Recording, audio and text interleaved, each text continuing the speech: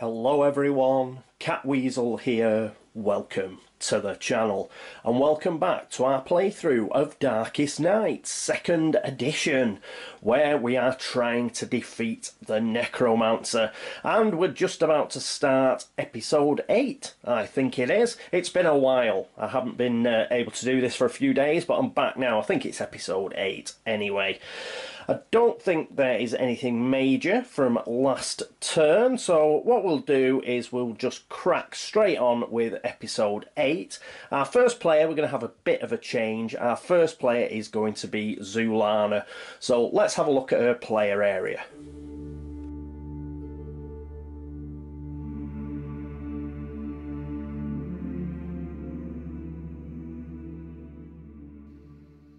And here we are with Zhulana, so let's flip her action across because it is now her turn. So what's Zhulana going to do? Well, she's going to stay in the village because we want her to do the quest, and the quest is making waves. What we've got to do is got to get 3 successes on it, and in order to do that we have to exhaust a power to gain a success during the action phase, but we can do it repeatedly, and we do have 4 powers, so we'll exhaust 3 of those powers, get 3 successes, and we will get ourselves a skull token. Skull tokens are very, very good because it means you can drag the Necromancer to your location, so it saves a lot of messing about and time. So that's what we're going to do. So let's get across to the map and see how she goes about it. And here we are with Zhulana. First things first, is the Necromancer there? No, he is not. There are no start of turn conditions on her powers, so we can ignore that as well. So we get straight into our favourite bit, which is the event card. And we get a tracker, ooh, a fate of 5. So out in the, just outside the village, we've got a tracker who is after Zhulana, no doubt. So it's 4 to defend against, 5 to elude. If we win the fight, we lose a secrecy. If we win the elude, there's no effect. And fail, we lose 2 secrecy. A rustle of leaves, a creeping silence, a hungry malevolence dogs your steps. No. Oh no. Oh no. Well, we're going to use Eddie. That's a tactic. Remember, we haven't exhausted anything yet, so we're going to use Eddie. And that will give us 2 dice. We need that, and we also need 2 dice. And what was it we required? We want a 5. So we want a 5 or better. Ooh, we just failed, unfortunately, but no big deal. We will lose, what is it? 2 secrecy. So would have preferred to have kept it, but never mind. That puts us down to 3 secrecy. Okay, so that is the event part of the turn. Now it is her action, and yes, we are gonna take 3 of her powers. So Torrent, Burst, and Astral Surge we are going to exhaust. The reason I've exhausted Astral Surge is because it's not much good on its own. Yeah, if that was the only one that we hadn't exhausted, then we couldn't really get a better effect on the other cards because we would have exhausted them all. So I've kept Eddie because that's a tactic, and it does mean that we can continue to elude stuff if we have to, because remember, we still have the skeletons that we're going to have to deal with. Right, so that gives us 3 successes on making waves. So we can get rid of this, and we can get ourselves a nice, that's a quest, so we'll put that over there. That means we get ourselves a nice skull token, so we will put that on Zhulana's player area. Brilliant. Righto, so that is it for her action. And at the end of the turn, well, yes, we've got to look at the blights. Now, the corruption is fine. We can ignore that. We can also ignore the webs. But the skeletons, we cannot. So we're going to have to defend or elude against them. We're going to try and elude. So that is a 4 or better. And again, this is why we didn't exhaust Eddie, because we want 2 dice. We need a 4 or better, so come on. And we get a 3 and a 1. Rubbish! So we lose a grace, and she goes down to a single grace now. So that is pretty bad. She will have to move out of the village next turn, I think. And she'll either go to the monastery or down to the forest. Okay, so not a brilliant turn. But at least we managed to pick up that skull token. Okay, that's it for Zhulana. Next up is Verdea. And here we are with Verdea. So she is going to go. And what's she going to do? Well, we're going to use prediction. Ideally, we want to roll these 2 dice, and if one of them's a 6, then we're laughing chocolate biscuits, because then we can give her the Holy Relic, and she's guaranteed to win. Yeah, because that 6 plus 1 with the Holy Relic will do the business for us. So we're going to have a bit of a go at it. So as an action, we can roll 2 dice and add them to this card. You may use all the dice on this card instead of making any roll. When you do, clear this card. Okay, so that's what we're going to do. And she's going to stay, obviously, where she is, which is in the forest. So let's pop across to the forest and see if she can do it. And here we are at the forest with Verdea. But, first of all, first things first, is the Necromancer there? He is not. He's still in the swamp. She's got no start of turn effects on her powers, so that's fine as well. And that means we can get straight into her event. Remember, we've no longer got the Omen there, so it's just a single event. And we get Sleeping Pollen for 3. Ooh. So, refresh all your powers then. Oh, right. So, we do get our Prophecy of Fortune comes back. Oh, so that's pretty good. I'll just do that now before I forget. Then we spend a secrecy or draw 2 more events. Well, we're going to spend a secrecy. That'll put her down to 3 secrecy. A yawn escapes. You struggle to keep your eyes open as you seek a safe place to sleep. So that's not too bad, actually. We've lost a secrecy, but yes, that'll do. That'll do. Sleeping Pollen. We like Sleeping Pollen. That was very nice. Right, having done that... Oh, we'll need this, won't we? We'll need this because we are going to do prediction. So we've got to roll those 2 dice. We need a 6. Can we see that? We can. Okay. So, swarm these dice up. And stick them in here. And we want a 6. Come on. Oh, 2 and a 3. Crap. So, that's a bit of a blow, to be honest. We wanted something a bit better than a 2 and a 3. Not really much we can use them on either. Not in the forest anyway. So that's a bit of a disappointment. If we'd got a 6, then we would have been laughing chocolate biscuits there, but unfortunately not. So we'll get rid of that. That is it for her action. At the end of the turn, we check for blights. There are no blights, so that is fine. We don't have to do anything there. So that's a bit of a disappointment. I could have done with a 6 there. Just not rolling up to my usual standard. Okay, so that's it for Verdea. Who's going to go next? Well, it's going to be Castigan. Castigan is going to go next, so let's have a look at his player area. And here we are with Castigan. So he's got his void armor on and everything. He's looking pretty cool, but he's in I mean, his secrecy is not a problem with void armor. We don't really care, but that grace is a problem. So we're going to try and get that up this turn. We are in the forest, but we have a sacred glade. So he's going to pray there, and hopefully he's going to get a couple of his grace back. And I'd feel a lot better if he was up with 3 grace, I can tell you now. So that is Castigan. Let's get across and let's see how his praying goes. And here we are with Castigan. He's with Verdea and Thorn, and he is going to the Sacred Glade. But not before we check for the Necromancer, but the Necromancer is not there. There are also no start of turn effects on his powers, so we can get straight into his event. And he gets a Twist of Fate. Oh, that's good, it's only a 1. Twist of Fate. Roll 1 die and take the highest. So if you get a 5 or 6, plus 1 die on all rolls for the rest of this turn, that's pretty good. And for 1 to 4, minus 1 die, to a minimum of 1 die on all rolls for the rest of this turn. It's funny how the smallest thing can turn your day around. So we need a 5 or a 6, and we've been rolling rubbish.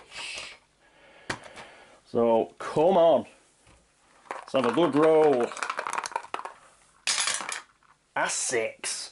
Why couldn't you roll that with Verdea? Damn it. So we get plus 1 die on all rolls for the rest of this turn.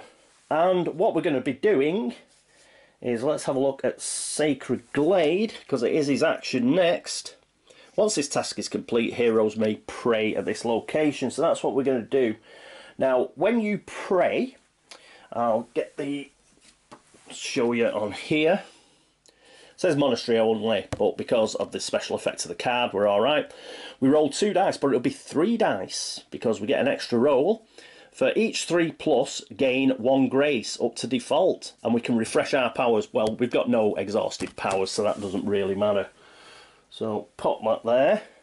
So we're going to get 3 dice, we'll definitely use this 6, and we'll use 2 others, because of Twist of Fate. And we could do with 3 of these being over 3. We got 2. So 2 of them were actually over. And, you know, before we actually did this turn, that was going to be our best case scenario, wasn't it? Getting 2 grace back. So he is up to 3 grace. So that is really good. Whew, thank God for that. So I feel a lot better about him. There's only Zhulana who's in a bit of a pickle now. She's on a single grace, but now Castigan's back up there.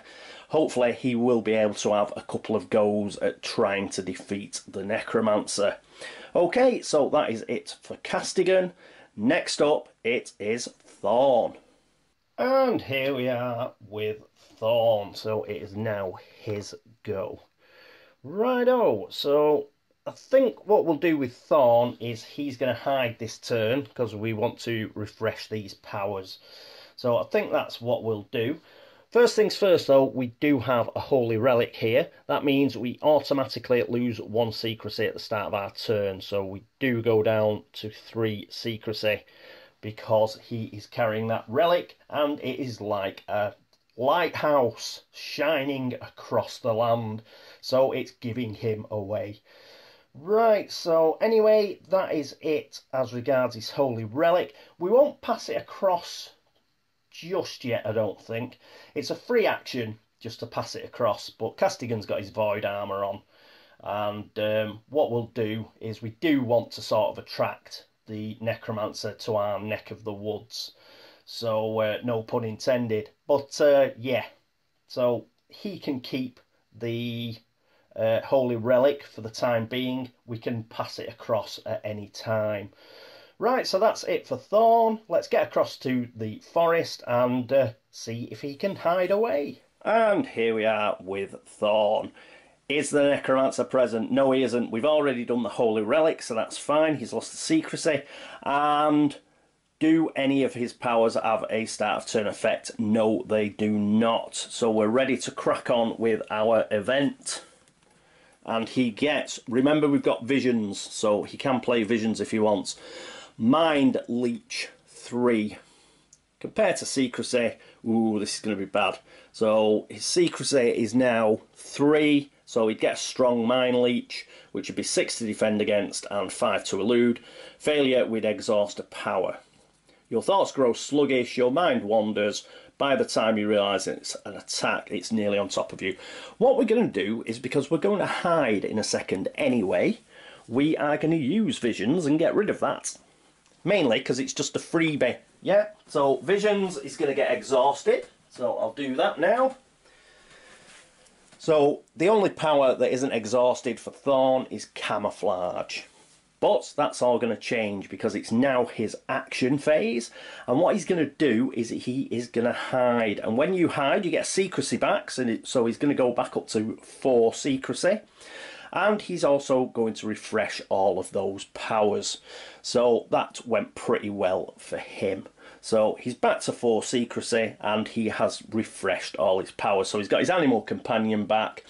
And what are the other things? Visions that he's just exhausted and missed form. He gets all of those back and they will be available to him next turn.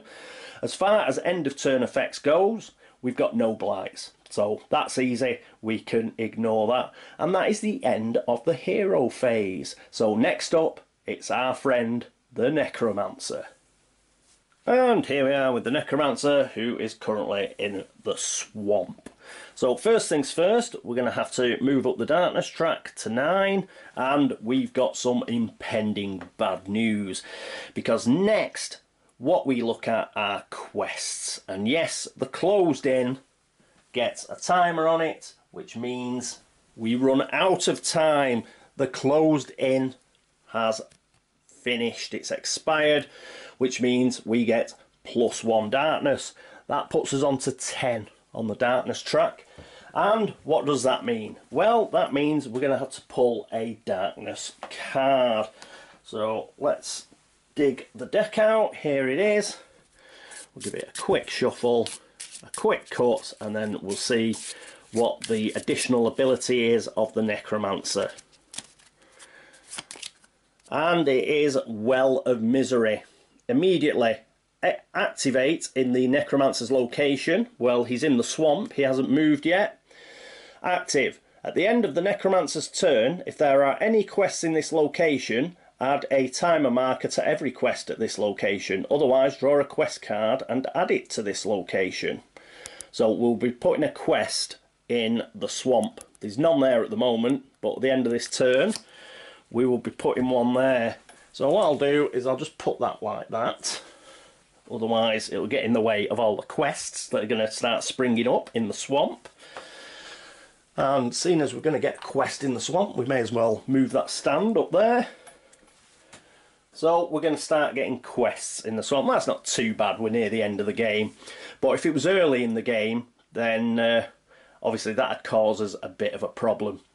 Because quests, as you can see, if you don't finalise them, bad stuff happens, like the darkness track going up. So while it's nice having a couple of quests, having like loads of quests all over the board means you can't do them all, and all the expiry penalties will start kicking in. But as it stands, it's pretty much the end of the game, or near the end of the game. We should be okay. Right, so that's the Well of Misery that's come up. And after that, we've got to see where he is going to go. What is the secrecy of our heroes? Well, Zhulana has 3, Videa has 3, Castigan has 0, but he's got his void armour on, so we can ignore him. And our friend Thorn the Druid has got 4. So ideally, we want to get over 3 because we do want him to sort of like head in our direction. So let's use a die, and he does get a 3. So he spotted both Zhulana and Videa. He's obviously going to go to Zhulana because she's the nearest, but that's okay. We are planning to move Zhulana out of there anyway. Probably down to the forest, because we will want her to use that skull token if she has to. Right, so get rid of that. Because of that, we've got to drop a blight in the village, which is pretty bad. So where are we? Where's the map? And the blight for the village is a corruption. We've already got a corruption. So, do we have to draw again? I'm just going to have to check the rules. I can't remember. No, it's fine. We just get a second corruption. It's just another blight that you've got to get rid of. Remember, we will have 4 in here now, so it will start flicking over into the monastery. So that's pretty bad on its own. And it's just another blight that you've got to try and get rid of. So we've got another corruption. We've already seen it, so no great need to go through it again. And that's not standing up properly. We'll put it there. I'll make them a bit neater later on. So we now have 4 blights in the village, but we're not too bothered because now we want our friend the Necromancer to come into here. We're going to give our Holy Relic to Castigan. He does have an excellent power called Wrath, which gives him 4 dice. We've also, I think, got the Prophecy of Fortune. I think that came back up. So that means we will be able to play that as Videa, and that will give him an extra dice as well, I think. So that will be cool. Okay, right, so that is it. I think, no it isn't, because we have the Well of Misery. So we've got to draw a quest. Demagoguery. So this takes 1 success. Look at that, 2. You see, you've got a timer of 2 there. There's no way we're going to do this. Spend 1 spark to gain a success during your action phase in this location. Completed, you destroy one of the blights. Expired, you get 2 new quests. Oh, we could end up with 3 quests in there. Oh no, because obviously the Necromancer's moved, but getting loads of quests and not being able to fulfill them is grim. The locals have been whipped into a fervour by all the recent trouble. Channel their energy productively or they will do more harm than good. Okay, so let's put that up there. Yeah, you wouldn't think that Well of Misery was a particularly bad thing to happen, would you? But yeah, it's really difficult if quests start springing up all over the board. 1 or 2 are fine, but once you start getting loads and loads of them, you cannot complete them all, and all of those expiration penalties start kicking in. So thankfully, we have managed to find a relic before that happened. Alright, so that is the end of the Necromancer's turn, and that is the end of episode 7, not episode 8, episode 7. And yes, let's get the Necromancer into the forest and let's try and defeat him before things start getting really, really bad. We've managed to get a couple of grace back for Castigan, so that is good. And I think we should be able to take this guy on.